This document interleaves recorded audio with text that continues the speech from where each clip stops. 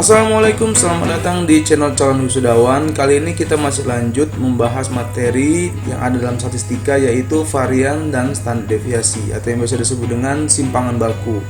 Varian dan standar deviasi ini masih berbicara mengenai sebaran ukuran data. Jadi yang minggu lalu kita sudah bahas yaitu simpangan rata-rata.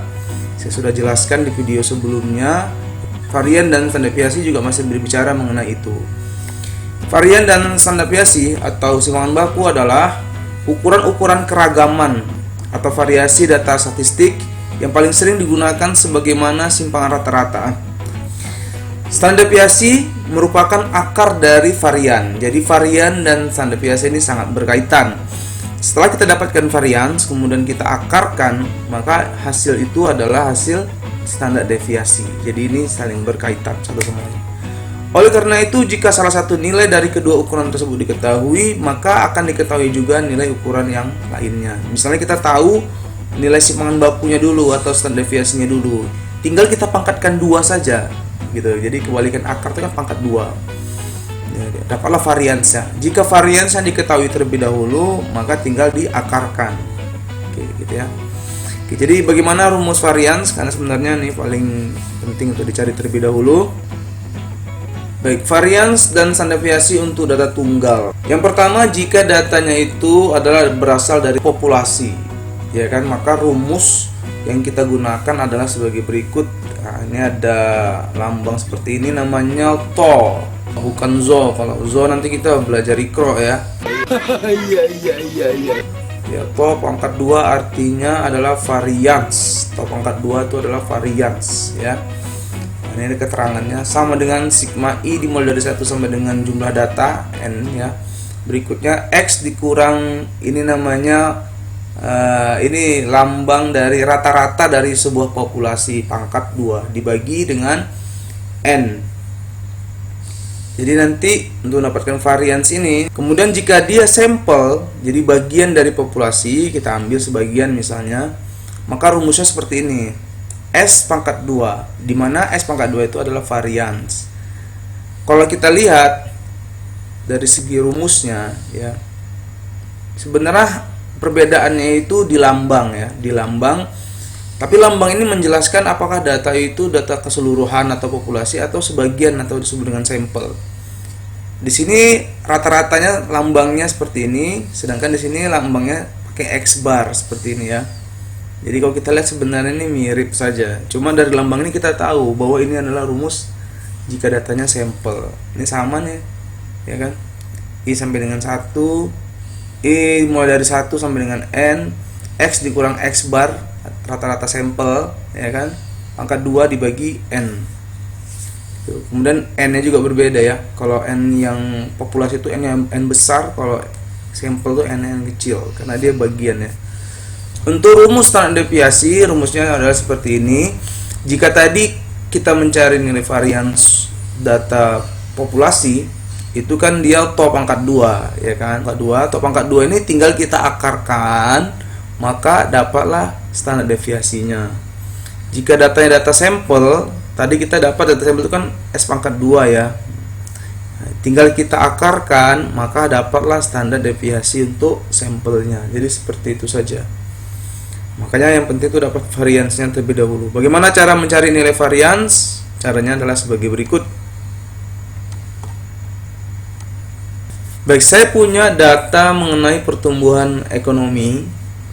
Ini kita buat sampel ya. Artinya kan pertumbuhan ekonomi itu kan berlangsung sejak lama dan hingga sekarang gitu. Jadi kita ambil 5 tahun saja, yaitu tahun 98 sampai dengan tahun 2002. Maka rumus yang kita gunakan adalah rumus sampel seperti ini tadi ya, saya ingatkan. Oke. Kemudian supaya jelas maksud dari pencarian varians dan standar deviasi ini, saya membuat 2 buah data perbandingan ya. Sebelah sini adalah data negara maju, rata-rata negara maju, kemudian ini negara Indonesia. Data pertumbuhan ini datanya seperti ini, kita lihat tahun 98 datanya itu 3,2% pertumbuhannya. Tahun 99 itu 2,6%. Dan seterusnya sampai tahun 2002 2,2%.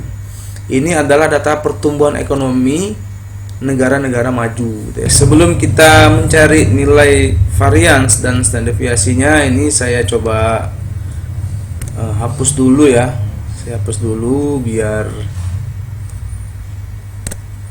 jelas bagaimana mencarinya ya.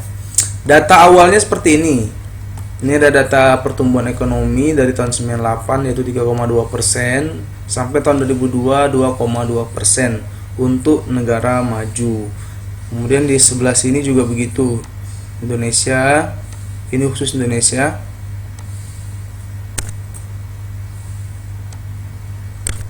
Oke, dari tahun 98 1,2, tahun 99 2,3 sampai tahun 2002 4,5.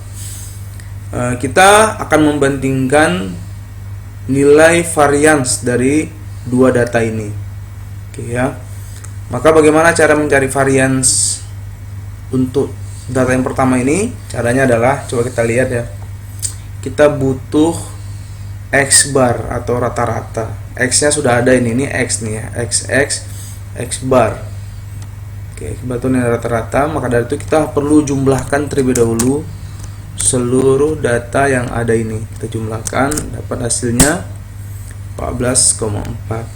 Kemudian dari sini kita bisa langsung cari rata-ratanya, yaitu jumlah dibagi dengan jumlah data. Jumlah datanya ada berapa ini? Ada 5 ya. Data tunggal langsung saja 5. Maka rata-ratanya adalah 2,8. Setelah dapat nilai X-nya ini tadi, masing-masing data ini, kemudian kita sudah dapat nilai X bar yaitu 2,8. Maka dari itu, untuk menerapkan rumus ini, kita kurangkan terlebih dahulu semua data dengan X bar. Kemudian nanti kita pangkatkan 2. Jadi caranya begini. Nilai data yang pertama dikurang dengan rata-rata. Kemudian pangkatkan 2.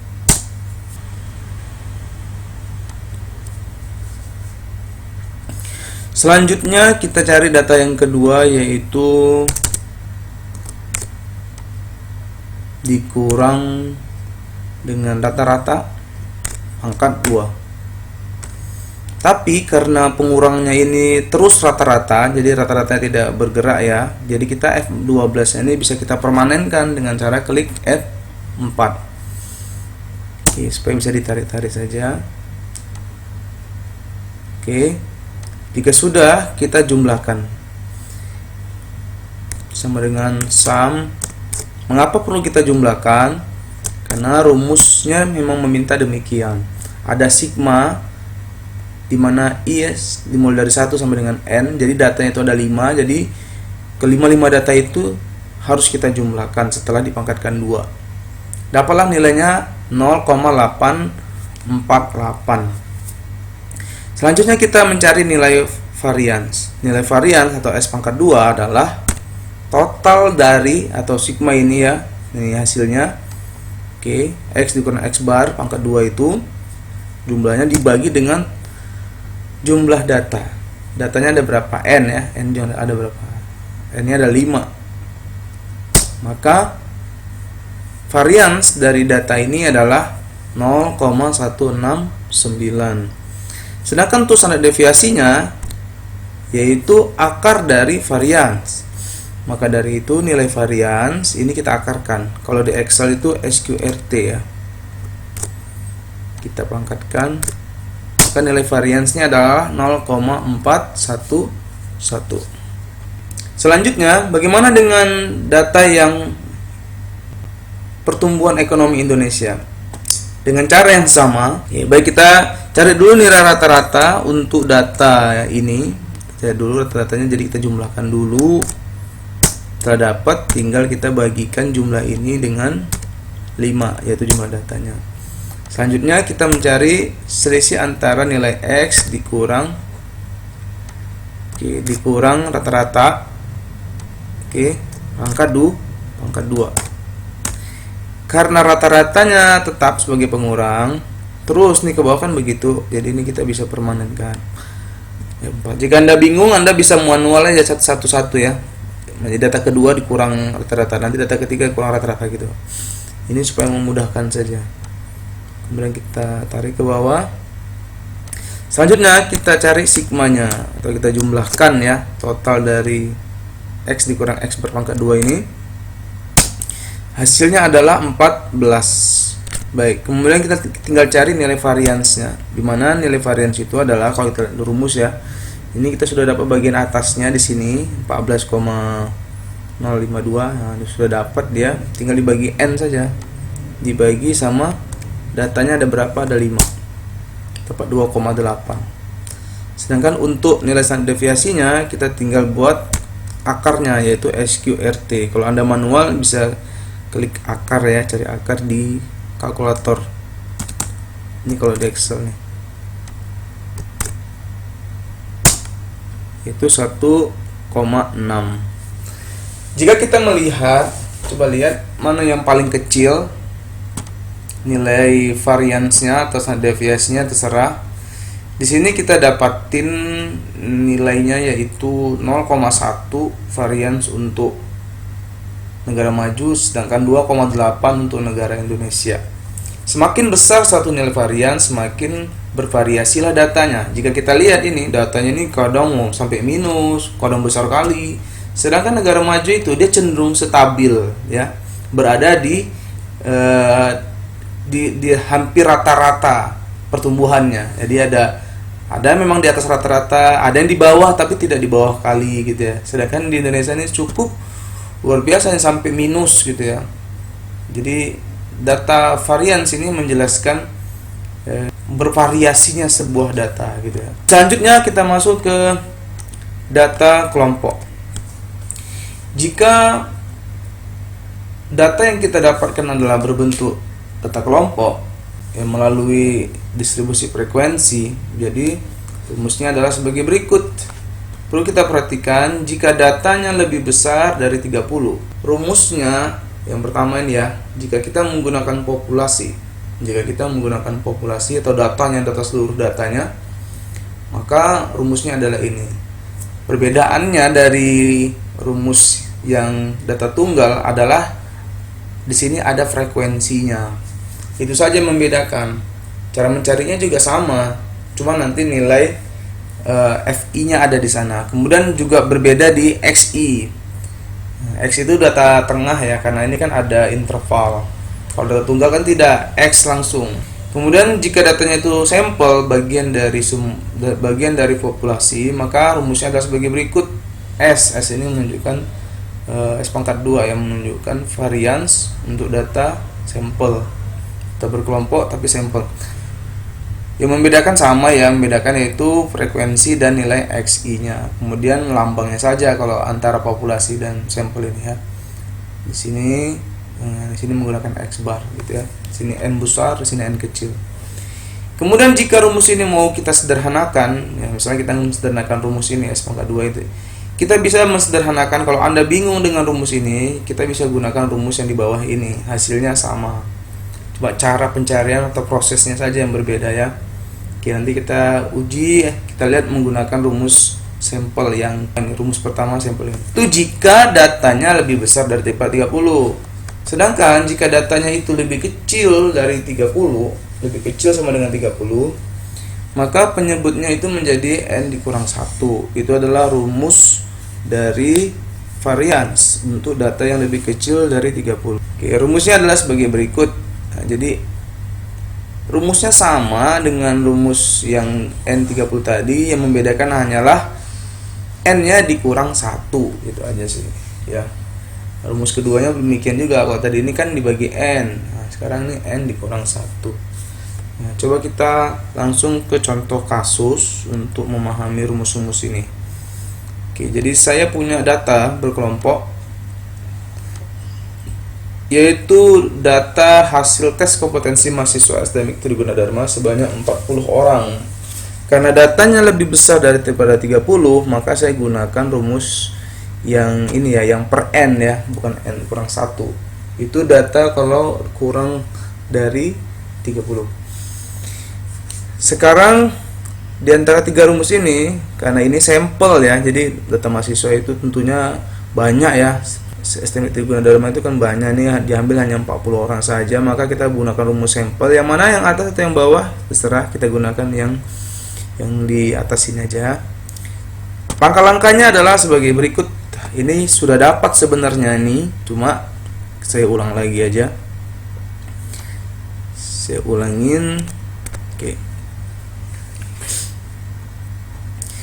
Datanya adalah 65 sampai 67, itu jumlah kemunculannya atau frekuensinya ada 2 kali, 68 sampai 70. Ya, nilainya ya itu ada 5 kali, 71 sampai 73 itu ada 13 kali, seterusnya sampai 80 sampai 80 ada 2 kali. Total datanya yaitu 40 gitu ya. Kemudian kita butuh data tengah atau disebut dengan XI.